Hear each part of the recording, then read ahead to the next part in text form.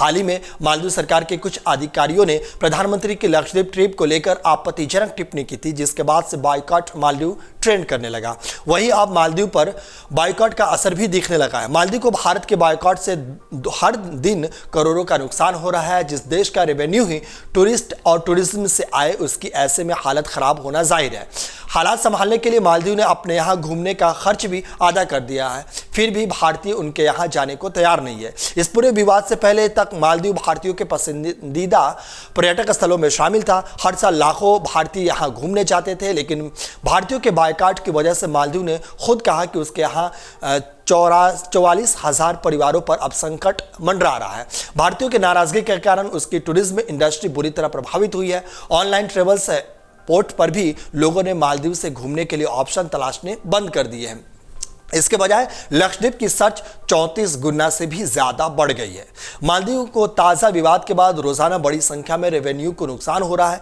2023 में दुनिया घूमने के मामले में भारतीयों की संख्या तेजी से बढ़ी और 2030 तक चौथे नंबर पर पहुंच सकता है। बीते साल सिर्फ मालदीव में भारतीयों ने 38 करोड़ डॉलर यानी करीब 3152 करोड़ रुपए खर्च किए। इसका मतलब यह है कि अगर भारतीयों ने वहां जाना बंद कर दिया तो मालदीव को रोजाना 8.6 करोड़ रुपए का नुकसान हो सकता है।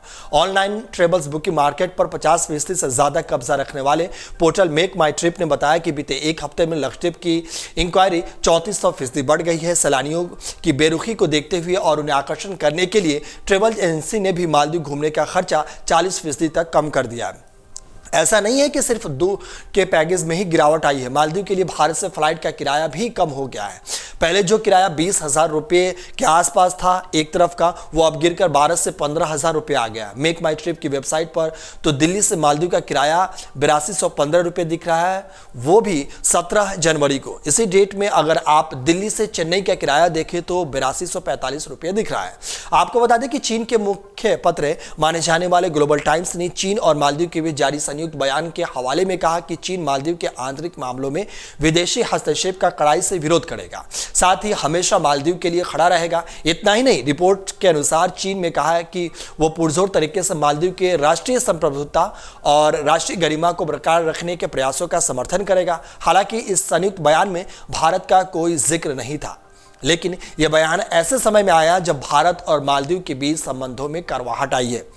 इस तरीके से आप देख सकते हैं कि मालदीव के राष्ट्रपति मोइचू जब चीन गए थे, वहां पर जब वो फोरम को संबोधित कर रहे थे, इस दरमियान चीन से वो गिड़गिड़ाते नजर आए कि चीन ज्यादा से ज्यादा पर्यटकों को मालदीव में भेजे ताकि मालदीव की जो अर्थव्यवस्था चरमराई उसको मैनेज किया जा सके। अगर आप ये वीडियो YouTube पर देख रहे हैं तो हमारे चैनल को सब्सक्राइब करें और बेल आइकन को दबाना ना भूलें। अगर आप Facebook पर ये वीडियो देख रहे हैं तो हमारे पेज को लाइक करें।